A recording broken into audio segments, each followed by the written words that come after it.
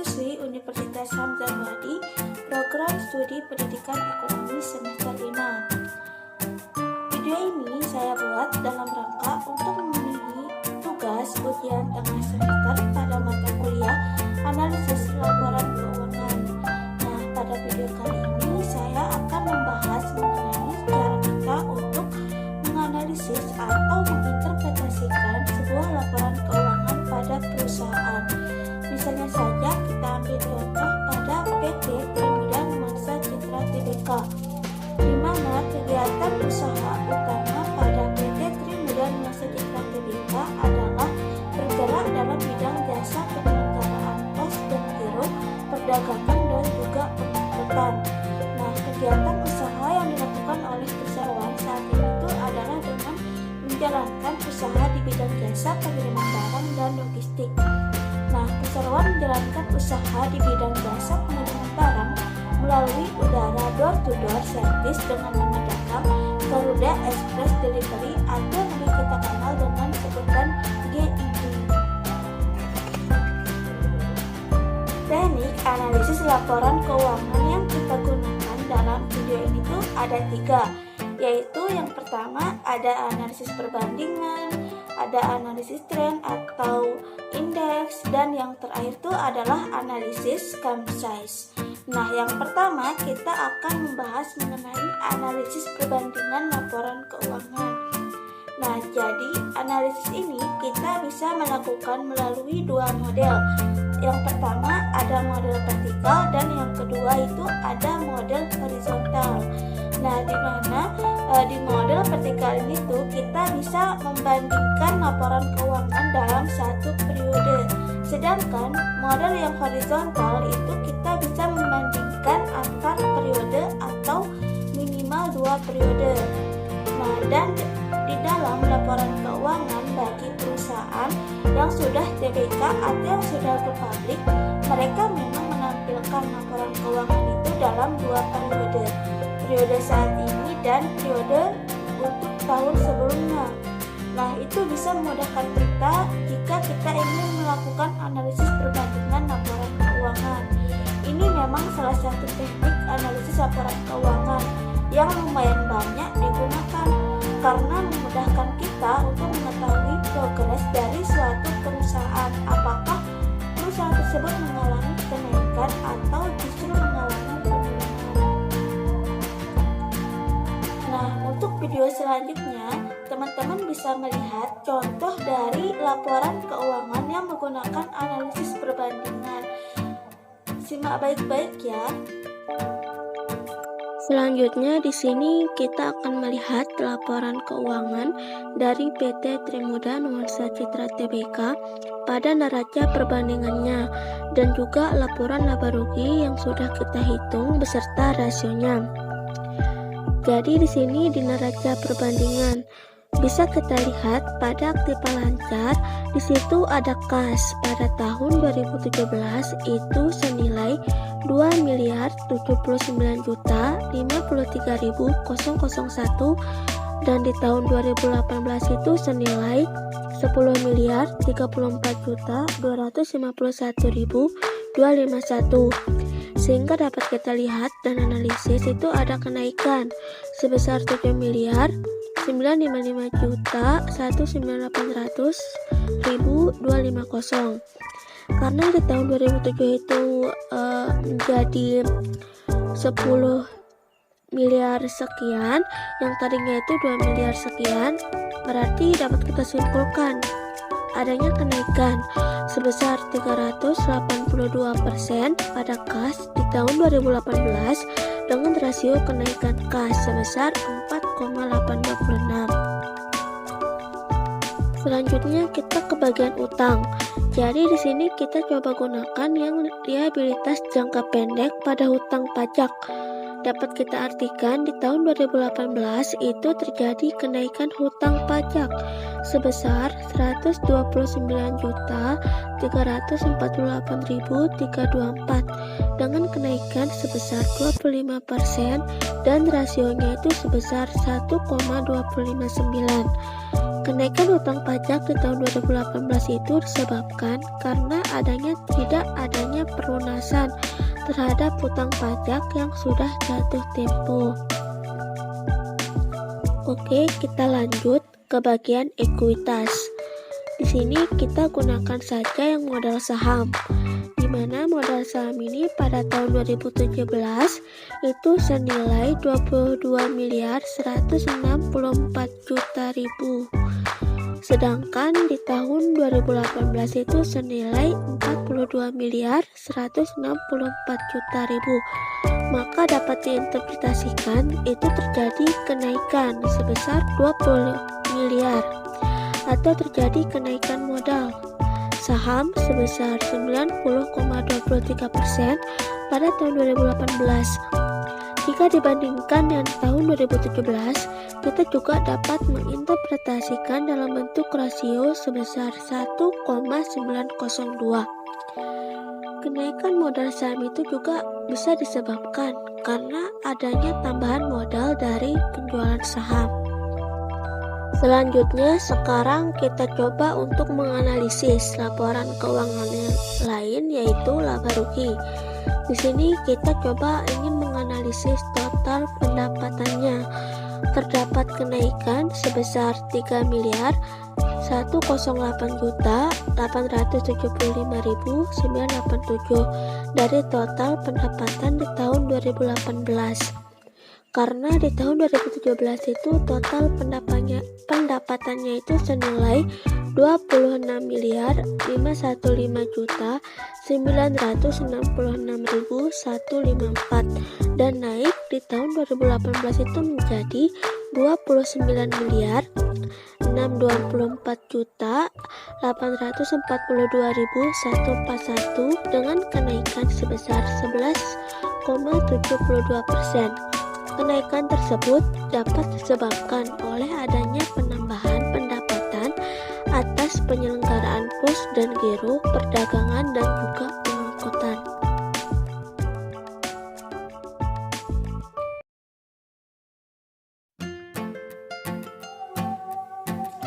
Yang kedua, kita akan membahas mengenai analisis indeks atau analisis tren. Nah, di mana analisis indeks ini itu merupakan salah satu metode analisis laporan keuangan untuk mengetahui kecenderungan atau tendensi keadaan keuangan suatu perusahaan, apakah naik, turun, atau justru malah tetap. Nah, untuk melihat tren tersebut digunakanlah angka indeks 100. Angka indeks 100 ini tuh adalah untuk tahun dasar. Tahun dasar ini tuh tidak selamanya tahun awal, melainkan tahun yang dianggap representatif. Rumus untuk menghitung analisis indeks itu adalah indeks X sama dengan angka laporan keuangan X dibagi angka dasar dikali 100%. Nah, untuk lebih jelasnya, saya akan menjabarkan beberapa langkah-langkah dari analisis indeks atau analisis tren. Nah, yang pertama kita harus menentukan tahun dasar. Pos-pos laporan keuangan tahun dasar dicatat sebagai indeks 100. Nah, yang kedua dengan menghitung angka-angka indeks tahun-tahun lainnya dengan menggunakan angka pos laporan keuangan tahun dasar sebagai penyebut. Nah, yang ketiga dengan memprediksi kecenderungan yang mungkin bakal terjadi berdasarkan arah dari kecenderungan historis pos laporan keuangan yang dianalisa. Dan yang terakhir yaitu dengan mengambil keputusan mengenai hal-hal yang harus dilakukan untuk mengantisipasi kecenderungan tersebut. Nah, untuk lebih jelasnya, teman-teman simak video selanjutnya mengenai contoh dari analisis indeks pada laporan keuangan. Simak baik-baik ya.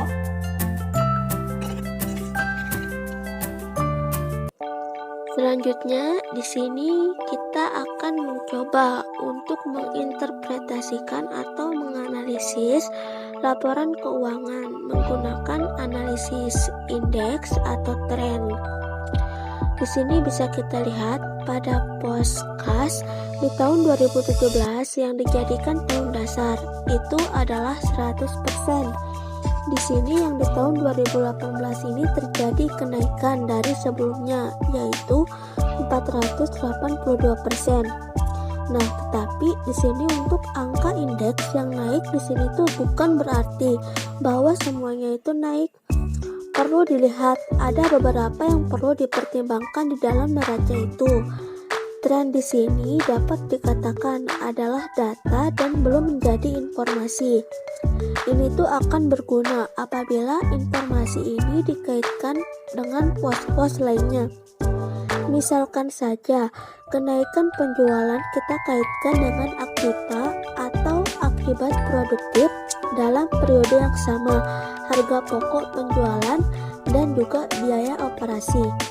Kecenderungan naiknya penjualan selama beberapa periode dikaitkan dengan aktiva yang beroperasi atau produktif. Dalam periode yang sama, diperoleh informasi besarnya tingkat produktivitas dari aktiva produktif tersebut. Di sini bisa kita lihat pada aktiva lancar di persediaannya ini mengalami penurunan dari tahun sebelumnya. Sedangkan pada aktiva tetap pada bagian aset tak terwujud di sini ia mengalami penurunan karena di tahun 2018 itu tidak mengalami kenaikan di dalam penyediaan aktiva tetapnya.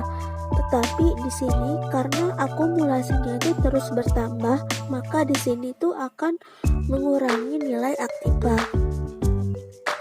Kemudian di sini kalau dilihat untuk utang usaha jangka pendek ini mengalami penurunan. Kenapa dibilang mengalami penurunan? Karena jumlah yang harus dibayar oleh perusahaan ini tuh naik. Yang tadinya di tahun 2017 ini tuh adalah 100% bertambah menjadi 139%. Sedangkan untuk ekuitasnya di sini tuh mengalami kenaikan karena terdapat kenaikan di modal sahamnya sebesar 190%.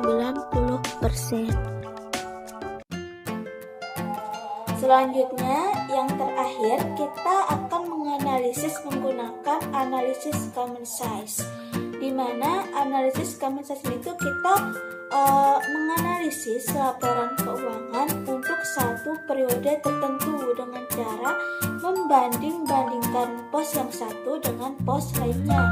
Nah, perbandingan tersebut dilakukan dengan menggunakan persentase, di mana salah satu pos ditetapkan katakan 100%. Nah, untuk analisis common size ini disusun dengan jalan menghitung tiap-tiap rekening dalam laporan laba rugi dan neraca menjadi proporsi dari total penjualan, yaitu untuk laporan laba rugi atau dari total aset untuk neraca. Nah, dalam laporan common size seluruh akun dinyatakan dalam persentase dan tidak ditentukan jumlah moneternya. Nah, untuk lebih jelasnya teman-teman perhatikan contoh dari laporan keuangan yang menggunakan analisis common size. Simak baik-baik ya.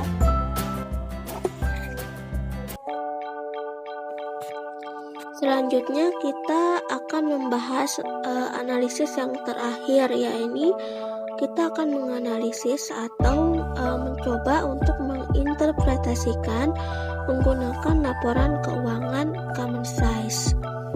Di sini bisa kita lihat pada komposisi aktiva atau aset. Pada tahun 2017, komposisi aset perusahaan adalah 86% aset lancar dan 14% aset tetap. Hal ini menandakan perusahaan itu lebih banyak melakukan transaksi pada aset lancarnya. Penggunaan aset lancar ini tuh dapat dilihat dari piutang usaha serta uang muka dan beban dibayar di muka yang persentasenya itu besar. Sedangkan pada tahun 2018 komposisi aset lancar itu bertambah menjadi 93%. Penambahan terbesar pada piutang usaha, kas serta uang muka dan beban dibayar di muka sehingga dapat disimpulkan bahwa perusahaan sedang memperluas usahanya melalui penambahan transaksi dengan persediaan yang memadai. Sedangkan pada komposisi pasipa pada tahun 2017 adalah 38% hutang jangka pendek, 16% hutang jangka panjang, dan 46% adalah modal.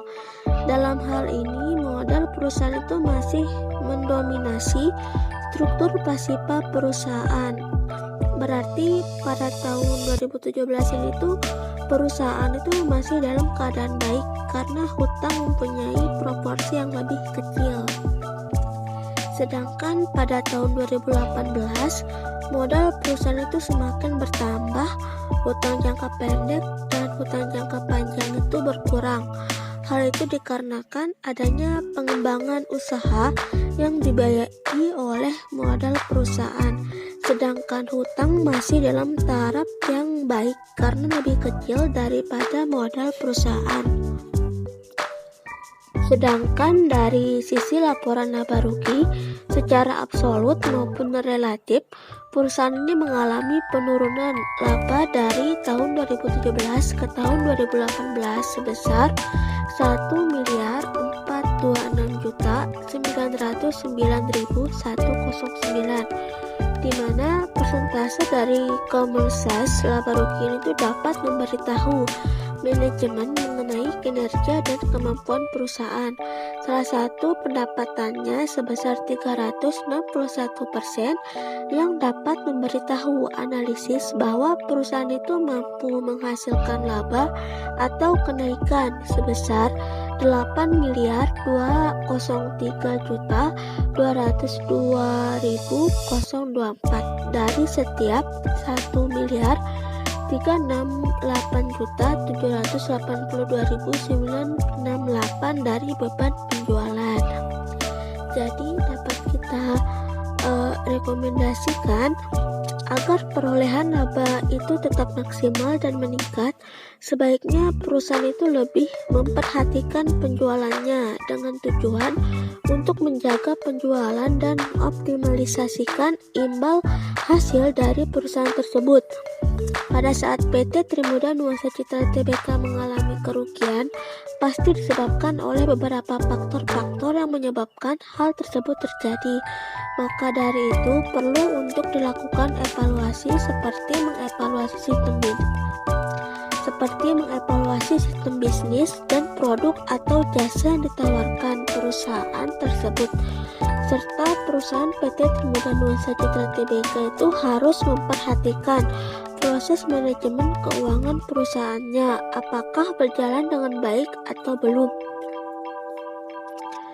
Jika belum, tentunya perusahaan tersebut harus memperbaiki manajemen keuangan perusahaan dengan segera agar kondisi keuangan perusahaan dapat membaik dan tidak mengalami kerugian. Mungkin cuma itu yang dapat saya sampaikan. Mohon maaf jika ada kesalahan dalam menganalisis atau menginterpretasikan laporan keuangan pada PT Trimuda Nuansa Citra Tbk. Saya mohon maaf bila ada kesalahan. Mungkin cuma itu yang dapat saya sampaikan. Wassalamualaikum warahmatullahi wabarakatuh.